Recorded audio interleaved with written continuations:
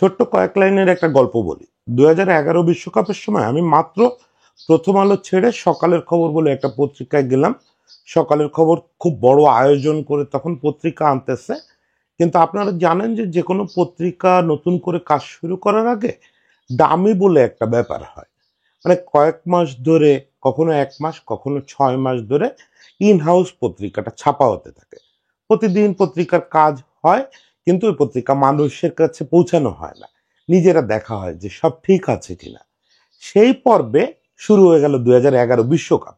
আমাদের এখানে 2011 বিশ্বকাপের খেলা হচ্ছে। তখন চিটাগাং পর্বের খেলা। সাংবাদিক হিসাবে আমি অ্যাক্রেডিটেশন পাইছি। এখন কি করব, চিটাগাংকে খেলা দেখতে যাব কি যাব না? অ্যাজ ওখানে গিয়ে রিপোর্ট করলেও সেটা খুব একটা ভূমিকা রাখে না, আমাদের তো ওই অর্থে পত্রিকা বের হচ্ছে না। তখন আমার বস ছিলেন MM কায়সার, বাংলাদেশের সম্ভবত সবচেয়ে বন্ধুভাবাপন্ন বস। তো বস বললেন যে চলেন চিটাগাং চলেন, কিন্তু বউ নিয়ে চলেন। আমি তখন মাত্র বছরখানেক আগে বিয়ে করছি। তাহলে বস, বউ নিয়ে বিশ্বকাপ করতে যাব?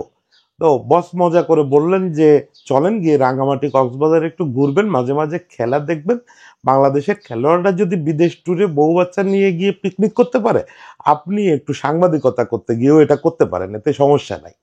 দেখেন, এই যে গল্পটা বললাম, এটার ভিতরে ওই কথাটার দিকে ইঙ্গিত করতে চাই যে বাংলাদেশের খেলোয়াড়রা বিদেশ ট্যুরে গেলে পিকনিক করে।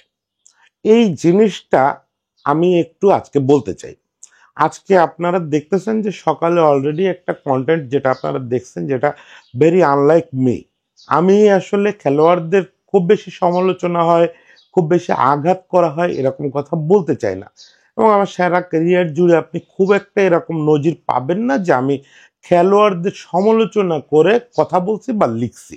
কিন্তু আজকে মনে হচ্ছে সেই দিনটা, যে আজকে আসলে একটু বলা দরকার।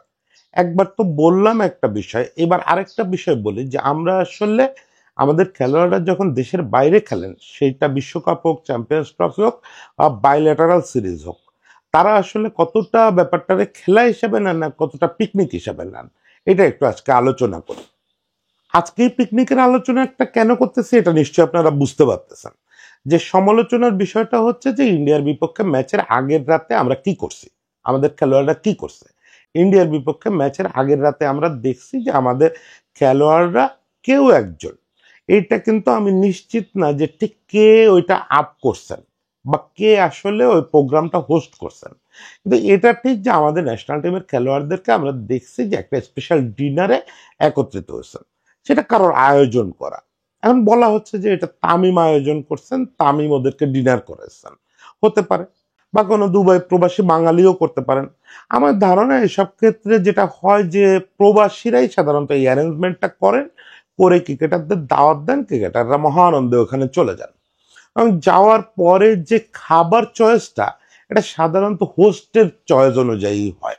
মজাটা হচ্ছে এইখানে হয়, মজাটা না আসলে বিপাকটা এইখানেই হয়। যে ছবি আমরা দেখতে পাইছি ফেসবুকে, তাতে মনে হয় না যে ওনারা খাবার চয়েসের ব্যাপারে খুব একটা হেলদি চয়েসের দিকে ছিলেন। সামনে আমরা ড্রিঙ্কস দেখছি, সফট ড্রিঙ্কস, যেটা কোলা ড্রিঙ্কস। কোলা ড্রিঙ্কস আসলে খেলোয়াড়রা আজকের দিনে আর কেউ খায় কি না, এই টপ লেভেলের খেলোয়াড়, এটা আমি খুব বিস্মিত হইলাম, খুব বিস্মিত হইলাম। মানে আমি আর 10 জনের মতো সমালোচনা করতে চাচ্ছি না যে ওরা ওই নির্দিষ্ট ব্র্যান্ডটা কেন খেলো। কোনো ব্র্যান্ডের কোলা একজন টপ লেভেল অ্যাথলেট কি করে খায়, আমি এটা মাথায় আসতেছে না। যে খাবারগুলো, সেগুলো সবাই খুব যথার্থভাবে সমালোচনা করছেন। আমি সবসময় পাবলিক যা বলে ওইটা ভুল, আর জ্ঞানীরা যা বলে এটা ঠিক, এই লাইনে হাঁটাটা সবসময় ঠিক না। আমি তো দেখছি যে ফেসবুকে পাবলিক যে সমালোচনাটা করতেছে এটা যথার্থ। যে খাবারগুলো আমরা দেখছি ছবিতে, এই খাবারগুলো খেলার আগের রাতে খেলোয়াড়দের খাওয়ার খাবার না। এখন কথা হচ্ছে যে এগুলো কেন হয় এবং এটার আফটার ইফেক্ট কি হয়। দেখেন, একটা আফটার ইফেক্ট কিন্তু আমি চোখে আঙ্গুল দিয়ে দেখাইতে পারি। এই যে আমাদের হৃদয়, হৃদয় সেঞ্চুরি করলো, খুবই ভালো কাজ করলো। হৃদয়ের এটা বড় জায়গায় প্রথম সেঞ্চুরি। এবারে চ্যাম্পিয়ন্স ট্রফিতে আমাদের প্রথম সেঞ্চুরি। ইনফ্যাক্ট চ্যাম্পিয়ন্স ট্রফিতে আমরা ওই যে 2017-তে এক আসরে 3টা সেঞ্চুরি করছিলাম। এছাড়া এর আগে তো শাহরিয়ার নাফিস একটা সেঞ্চুরি করছে, আর আমরা কখনো এই আসর থেকে সেঞ্চুরি পাই নাই। হৃদয় সেঞ্চুরি করছে, এটা প্রশংসাযোগ্য। এবং যেভাবে করছে সেটা নিয়ে খুব আলোচনা হচ্ছে, প্রশংসা হচ্ছে। যে তার ক্রাম্প করছে, সে হাঁটতে পারতেছে না, সে আপনারা দেখছেন যে একদম শুয়ে আছে। অনেকে ম্যাক্সওয়েলের ছবির সঙ্গে মিলাচ্ছেন যে ম্যাক্সওয়েলও এরকম শুয়ে ছিল। ম্যাক্সওয়েলের ওই ইনিংসের সঙ্গে পৃথিবীর কোনো ইনিংসের তুলনা করলে আমার এমনিই একটু বিরক্তি হয় যে ম্যাক্সওয়েল যে জায়গা থেকে এবং যে কারণে ওইখান থেকে ওইভাবে শুয়েছিলেন, ওইভাবে ম্যাচ বের করে আনছেন, ওইটা মহাকাব্যিক একটা ব্যাপার। ওইটা পৃথিবীতে একবার দুবারই ঘটে।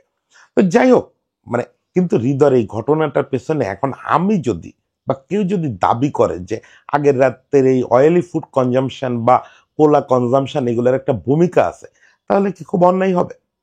আপনি খেলতেছেন 50 ওভারের একটা খেলা, আপনি টপ অর্ডার ব্যাটসম্যান, আপনি সেঞ্চুরি করতে গিয়ে এত বড় ক্রাম্প কেন হবে?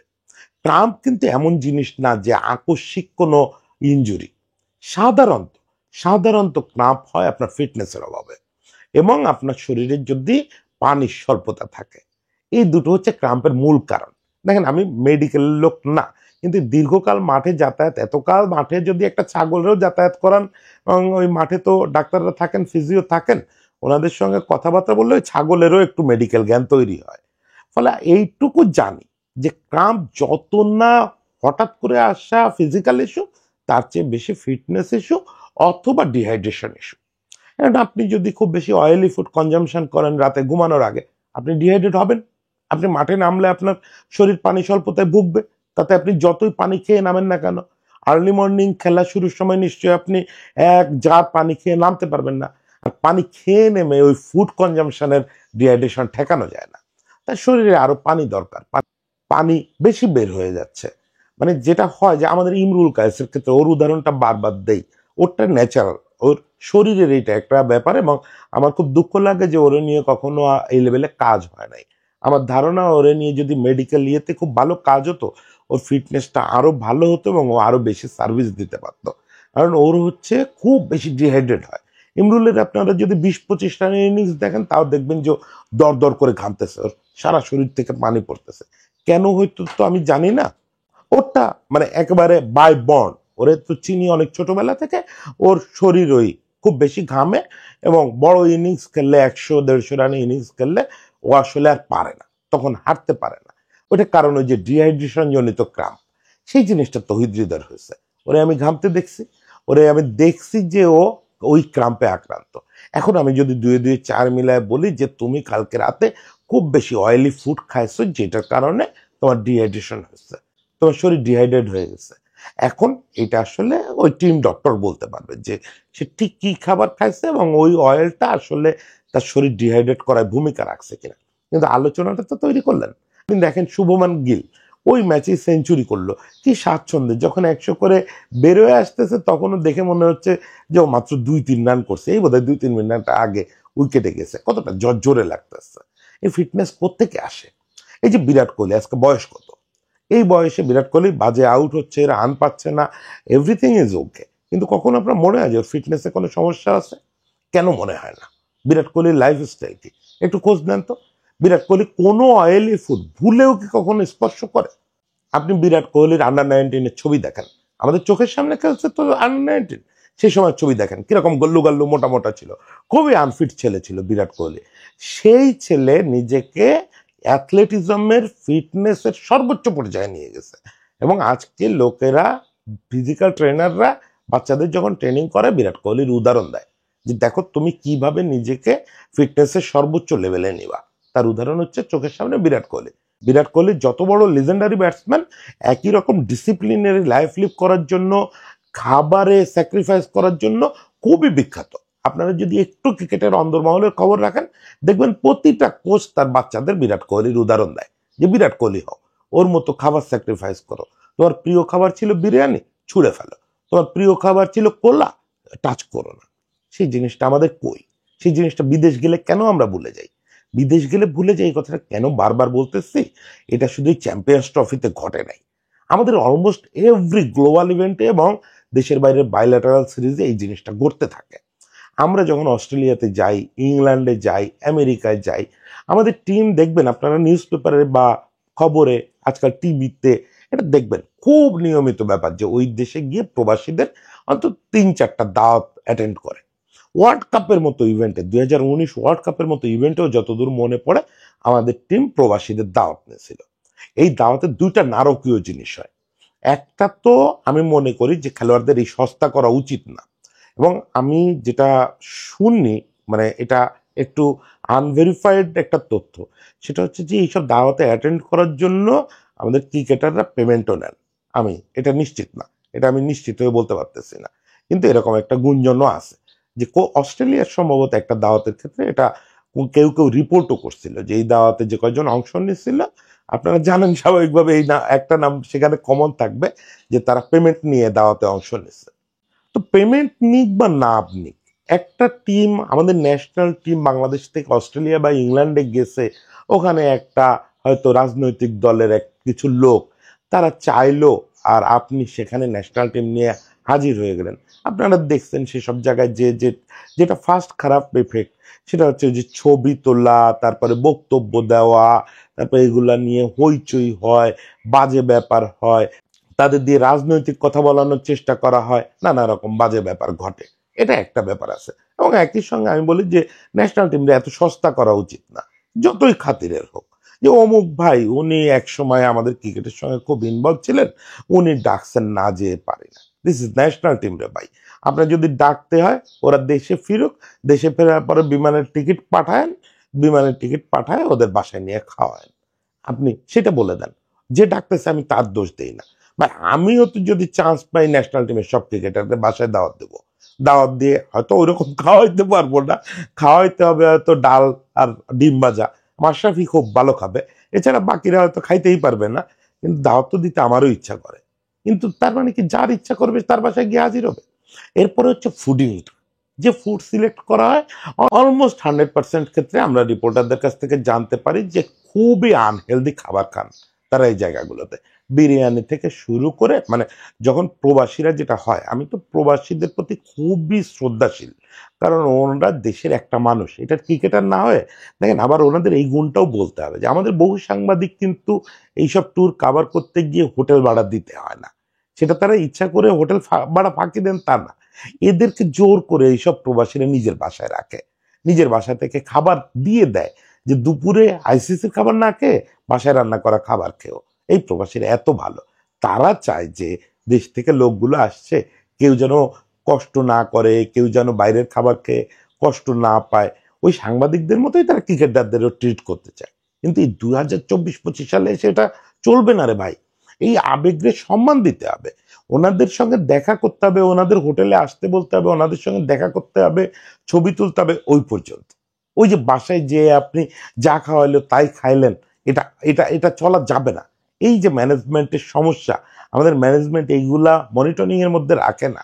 আমাদের খেলোয়াড়রা দেখেন, একটা জিনিস এখানে বলি, একটু অপ্রাসঙ্গিক মনে হতে পারে আপনার কাছে, মেসিরা যখন বাংলাদেশে আসলো, আপনাদের আগেও বলছি যে ওই সকালের খবর থেকেই ওদের সেরাটন হোটেলে একবার সার্বক্ষণিক আমি ডিউটিতে পোস্টেড ছিলাম, ওরা কি খাচ্ছে কি করতেছে সব নিয়ে রিপোর্ট করছি আমরা সকালের খবরে। ওইখানে মেসিদেরকে সেরাটন কর্তৃপক্ষ কিন্তু নিজেরা কোনো মেনু দিতে পারে নাই, কারণ ওদের নিজস্ব একটা ওখানে কিচেন তৈরি করা হয়েছিল, একটা কিচেনের বড় অংশ ছেড়ে দেওয়া হয়েছিল, ওদের শেফ, ওদের স্টাফ এরাই খাবার দাবার রেডি করছে, এবং এবং সব খাবার দেশের বাইরে থেকে আসছে, মূলত ইতালি এবং আর্জেন্টিনা থেকে খাবার আসছে। ইতালি থেকে বেশ কিছু জিনিস আসছে, আর্জেন্টিনা থেকে প্রচুর বিফ আসছিল। তো ওদেরকে সেরাটন কর্তৃপক্ষ চাইছিল ইলিশ মাছ খাওয়াবে, যে বাংলাদেশে আসছে, বাংলাদেশের একটা বড় ব্র্যান্ড না ইলিশ মাছ। এখন ওরা প্রথমে ইলিশ মাছটা বোঝে নাই, ও ওদের শেফ বলছে যে এইরকম ভাবে তো আমরা আনথোরাইজড খাবার ওদের সামনে দিতে পারবো না। তখন বলছে যে ঠিক আছে, এটা আমরা প্রসেস করে দিচ্ছি এবং বোনলেস করে দিব, কাটা টাটা থাকবে না, বোনলেস করে দিব, বোনলেস একটা আইটেম দিব।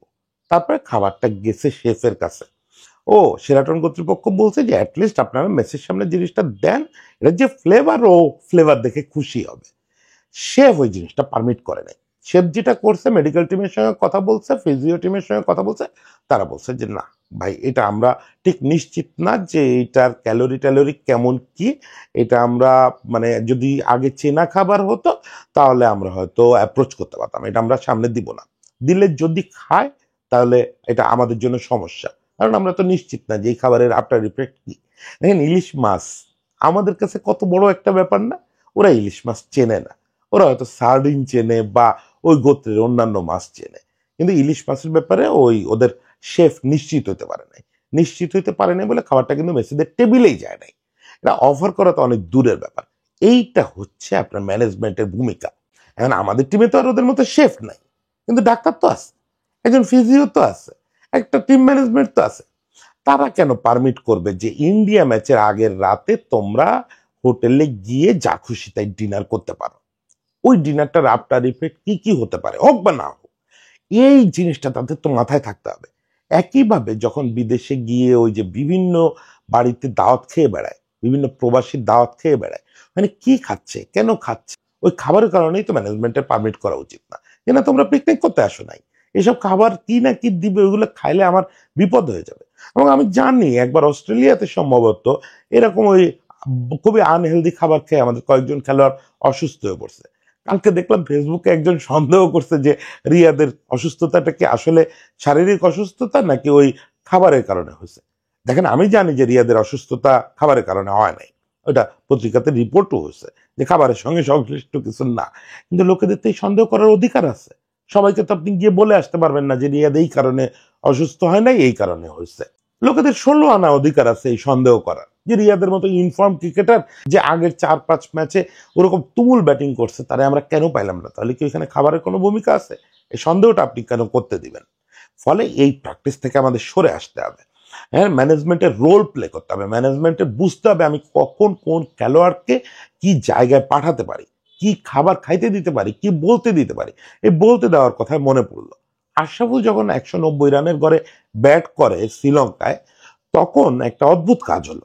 আমরা একেবারে জার্নালিজমের ছোটবেলা থেকে দেখে আসতেছি যে not out batsman, even first class ক্রিকেটে ধরেন ঢাকার হয়ে নট আউট কোনো ব্যাটসম্যান আছে 2 রানে নট আউট, তাও কথা বলতে দেয় না, প্রেস কনফারেন্সে পাঠায় না।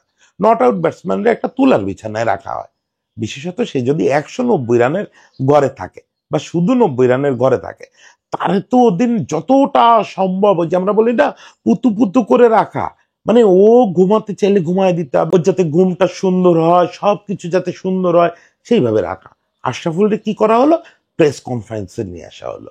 এখন আশরাফুল পরের দিন কেন আউট হয়েছে সেটা আলাদা ব্যাখ্যা, এটা নিয়ে পৃথিবীতে 700 রকমের ব্যাখ্যা আছে, খুব খারাপ একটা ব্যাখ্যাও আছে, কোনো ব্যাখ্যায় আমি যাচ্ছি না। আমার কথা হচ্ছে যে আপনি তাকে প্রেসে পাঠাইলেন কেন? আপনার মিডিয়া ম্যানেজার আছে, মিডিয়া ম্যানেজার নিজে ওইখানে উপস্থিত ছিলেন ওই ম্যাচটায়, তিনি কি করে এটা পারমিট করেন? তিনি কেন এটা মাথায় নিলেন না যে একটা 190 রানের ঘরে নট আউট ব্যাটসম্যানদের প্রেস কনফারেন্সে পাঠানো যায় না? ওখানে তারা যে যে কোশ্চেন করা হবে প্রত্যেকটাতে সে ফোকাস হারাবে, কারণ 10টা কোশ্চেন হলে 8টাই হবে যে ডাবল সেঞ্চুরি নিয়ে কি ভাবতেছেন। নিশ্চয়ই হয়েছে এবং হয়েছে, আমার মনে আছে এইসব কোশ্চেন হয়েছে। ফলে ওর ফোকাস নড়বড়ে হয়ে যাওয়ার চান্স থাকে।